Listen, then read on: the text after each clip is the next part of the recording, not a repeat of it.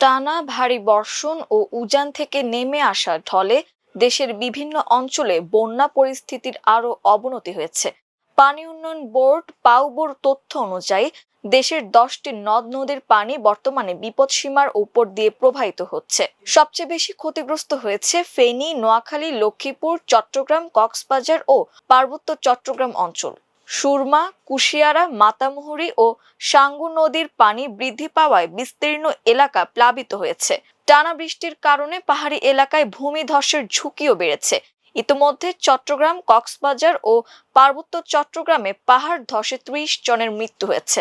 আবহাওয়াবিদদের মতে এবারের বর্ষার এই উগ্র রূপ কেবল অস্বাভাবিক নয়, বরং গত 4 দশকের রেকর্ডেও এমন চিত্র দেখা যায়নি। সক্রিয় মৌসুমী বায়ুর প্রভাবে ঢাকা সহ দেশের অন্তত 16টি অঞ্চলে ঘন্টায় 45 থেকে 60 কিলোমিটার বেগে দমকা বা ঝড়ো হাওয়া সহ বৃষ্টি ও বজ্র বৃষ্টির পূর্বাভাস দিয়েছে বাংলাদেশ আবহাওয়া অধিদপ্তর। একই সঙ্গে দেশের 8 বিভাগের কোথাও কোথাও ভারী থেকে অতি ভারী বৃষ্টিপাতেরও আভাস দিয়েছে সংস্থাটি। এর ফলে ঢাকা ও চট্টগ্রাম মহানগরের কিছু এলাকায় সাময়িক জলাবদ্ধতা এবং চট্টগ্রাম বিভাগের পাহাড়ি অঞ্চলে ভূমিধসের আশঙ্কা রয়েছে।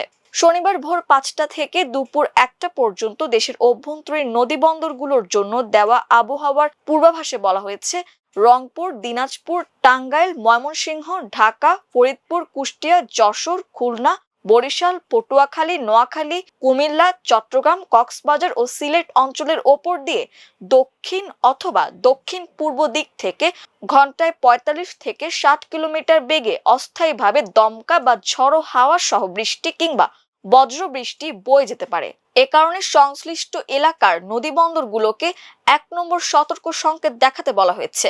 আবহাওয়া অধিদপ্তরের ঝড় সতর্কীকরণ কেন্দ্রের প্রকাশিত ভারী বৃষ্টিপাত সংক্রান্ত সতর্কবার্তায় বলা হয়েছে, সক্রিয় মৌসুমী বায়ুর প্রভাবে শুক্রবার সকাল 10টা থেকে পরবর্তী 24 ঘন্টায় রংপুর, রাজশাহী, ময়মনসিংহ, ঢাকা, খুলনা, বরিশাল, চট্টগ্রাম ও সিলেট বিভাগের বিভিন্ন স্থানে ভারী থেকে অতি ভারী বৃষ্টিপাত হতে পারে।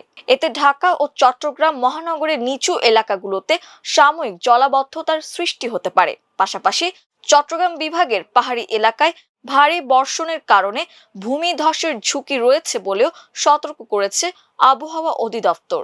সর্বশেষ আবহাওয়া পরিস্থিতি সম্পর্কে সংস্থাটি জানিয়েছে, উত্তর পশ্চিম মধ্যপ্রদেশ ও তৎসংলগ্ন এলাকায় অবস্থানরত সুস্পষ্ট লঘুচাপটি দুর্বল হয়ে বর্তমানে মধ্য উত্তর প্রদেশ ও পার্শ্ববর্তী এলাকায় লঘুচাপে পরিণত হয়েছে এবং এটি আরো দুর্বল হতে পারে। তবে উত্তর বঙ্গোপসাগর ও তৎসংলগ্ন এলাকায় বায়ুচাপের তারতম্য বেশি থাকায় সমুদ্র বন্দর ও উপকূলীয় এলাকার উপর দিয়ে ঝড়ো হাওয়া বয়ে যাওয়ার আশঙ্কা রয়েছে।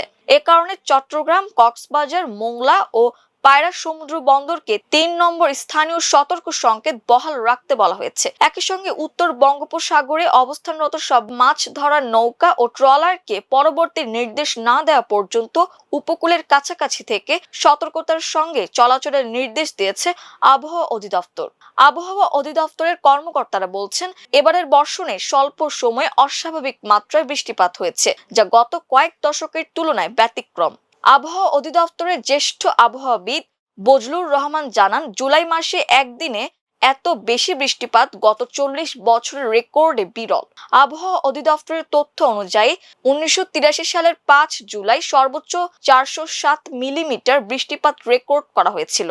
গত বুধবার চট্টগ্রামে 394 মিলিমিটার এবং শুক্রবার সাতক্ষীরায় 227 মিলিমিটারের মতো রেকর্ড বৃষ্টিপাত প্রমাণ করে প্রকৃতি কতটা অসহিষ্ণু হয়ে উঠেছে। আবহাওয়াবিদদের মতে বৈশ্বিক জলবায়ু পরিবর্তন ও এল নিনোর প্রভাবে এবারের বর্ষায় অস্বাভাবিক বৃষ্টিপাত হচ্ছে। এর ফলে স্বল্প সময়ে বন্যা ও জলাবদ্ধতার ঝুঁকি বেড়েছে।